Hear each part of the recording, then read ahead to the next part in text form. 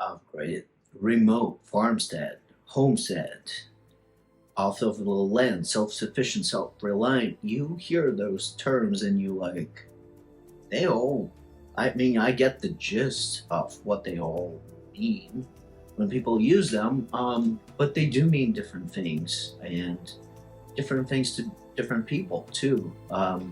To me, my dream is to be, self-sufficient as much as I can. I know I cannot be 100% sure. For example, I'm not gonna make my own sugar or, create my own salt for meals that I cook.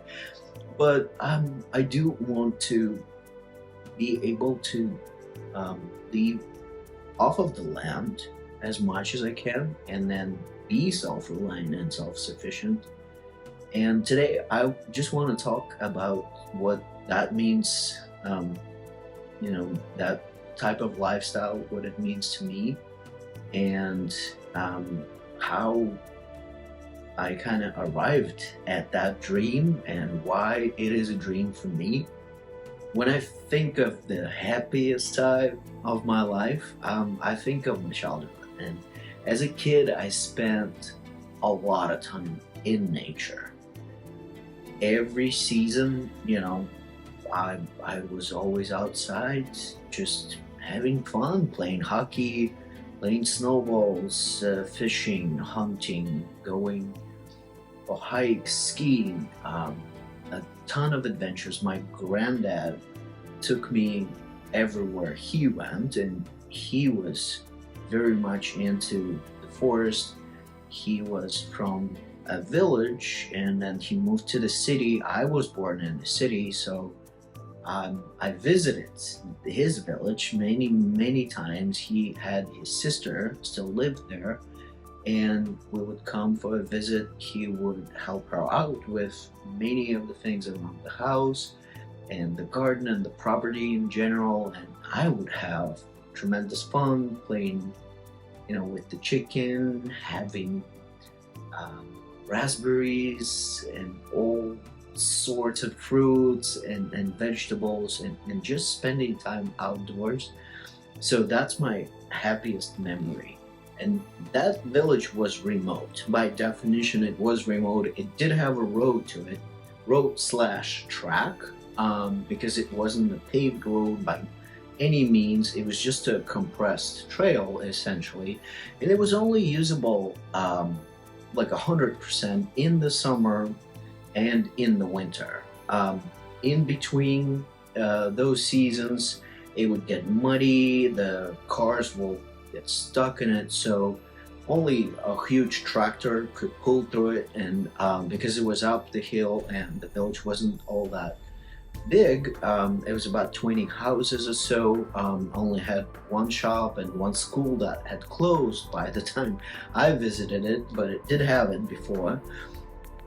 The way we would get there from the cities, we would take the train and we'd get off of the train at the stop that didn't even have a platform, so I literally had to jump off of the train onto the ground, and then we would walk up to the village for approximately 3-4 miles, and it was a remote village, but it wasn't completely off-grid because electricity was supplied to that village, so we did have the luxury of electricity, but the heat was from a stove, not a wood stove, but not like a steel plate stove. It was made out of brick and was pretty large because it had to warm up the whole house, which had many segments, including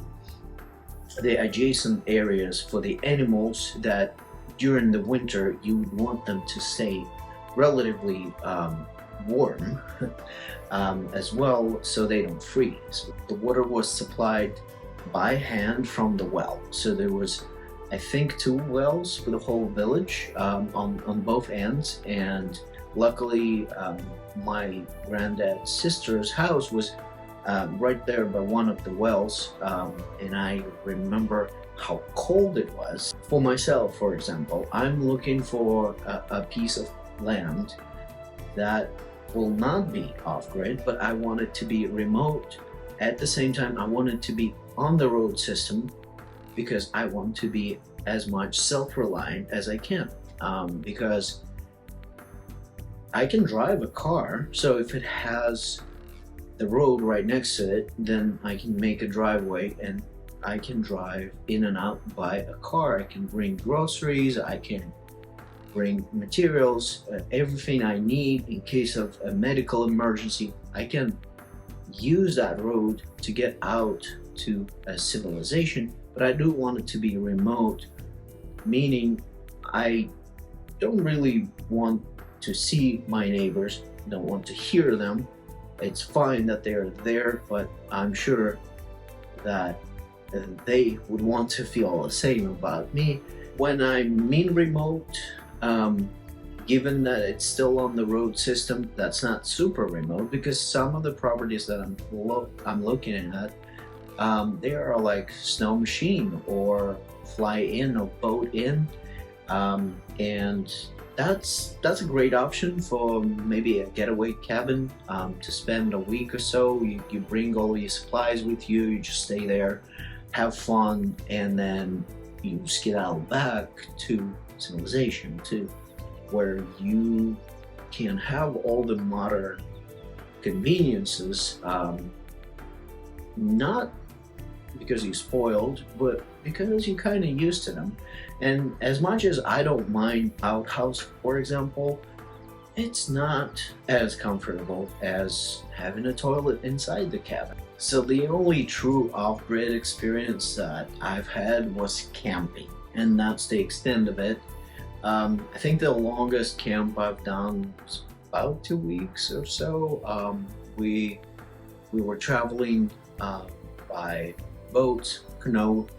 We were rowing, so no motor or anything like that. But we would take off, bring all of our supplies in, we would row for a day, stop for the night, make some fire, cook some food, and have a lot of fun. That was awesome, but that's not the style that I want to live every day.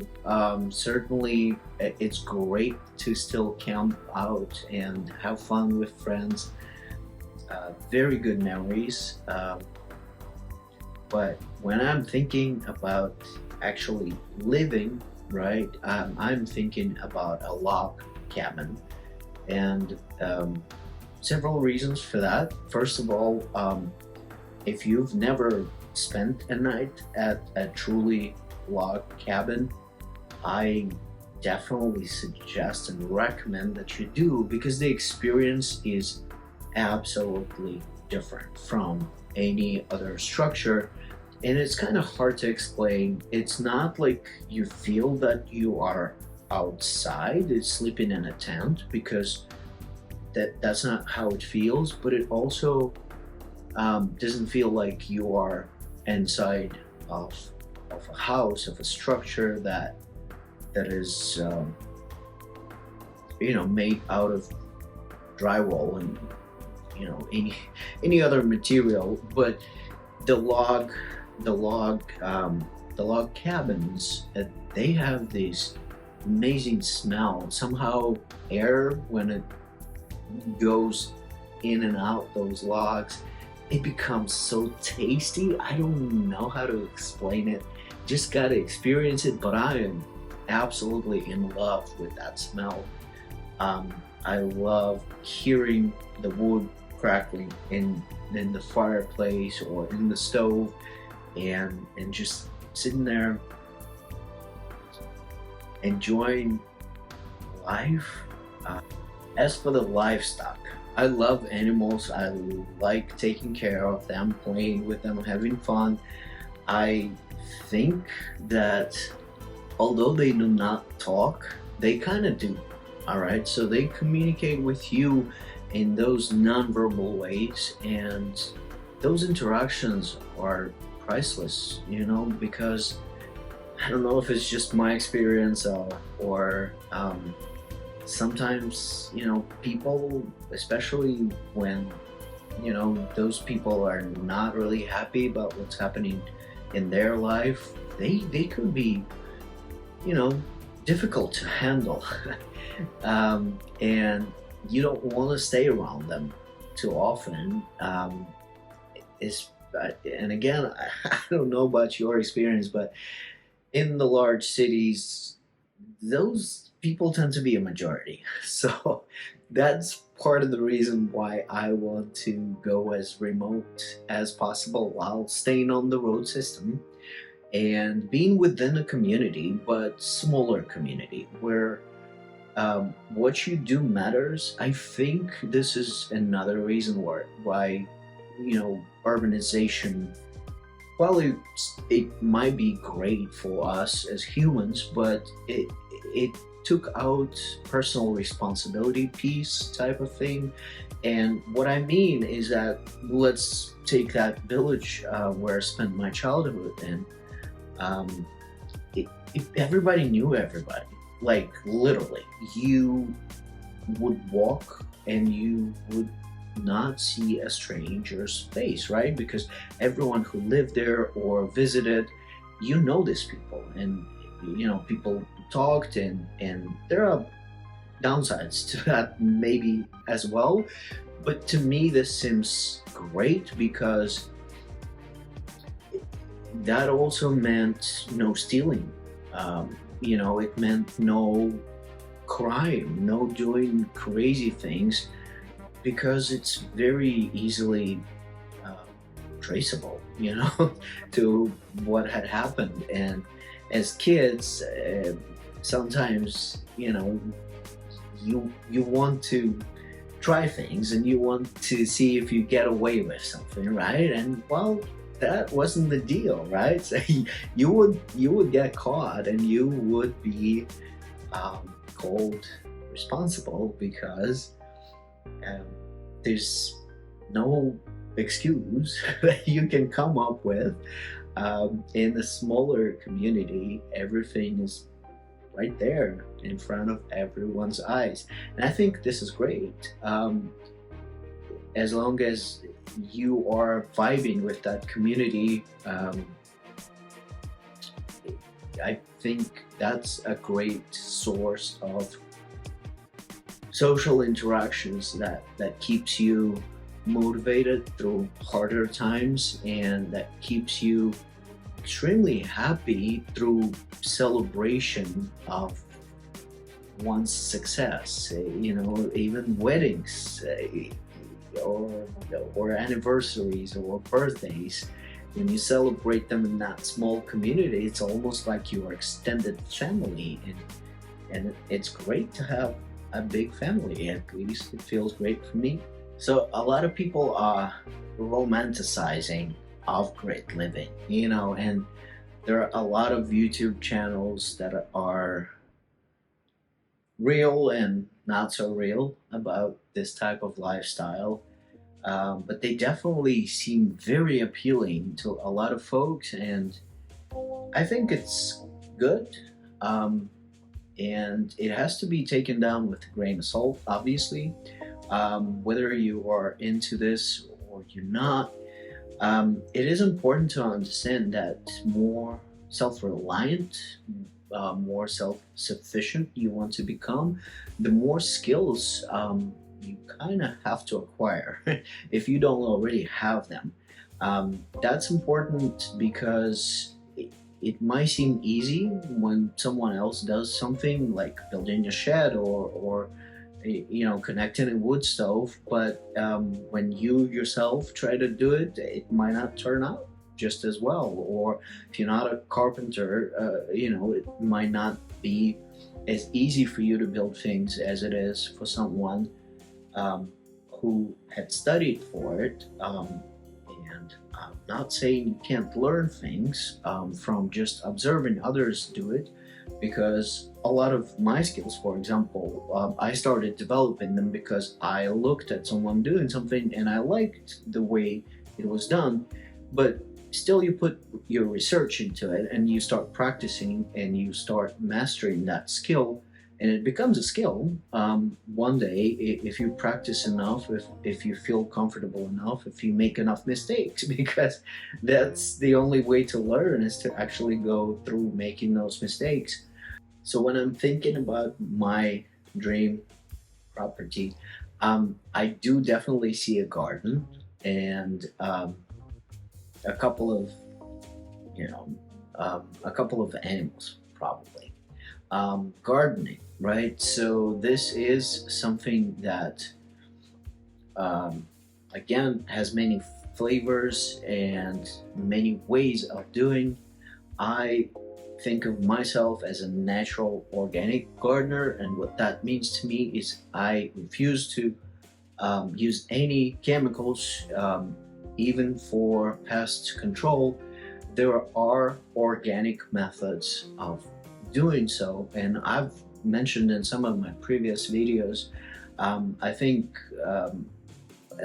Dr. Elaine, does an essential work on educating the community about these food soil web and explaining microbiology and how the natural gardening, the organic gardening, is actually way more powerful than any chemical induced soils.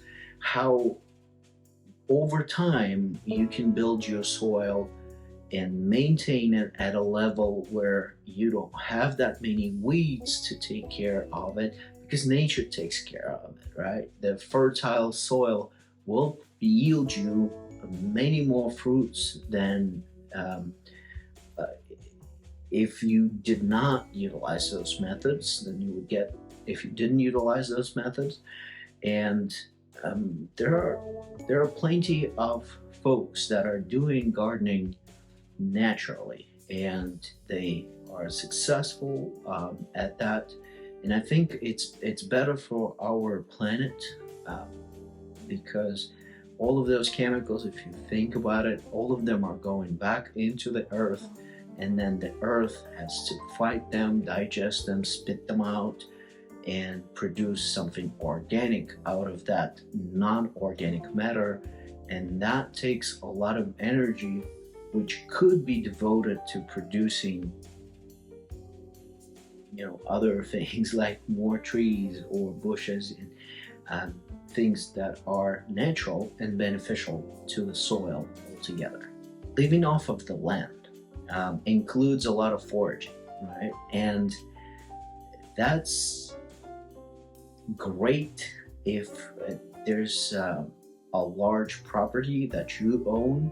It's awesome if you can go and utilize some of the state land and just explore and find berries and mushrooms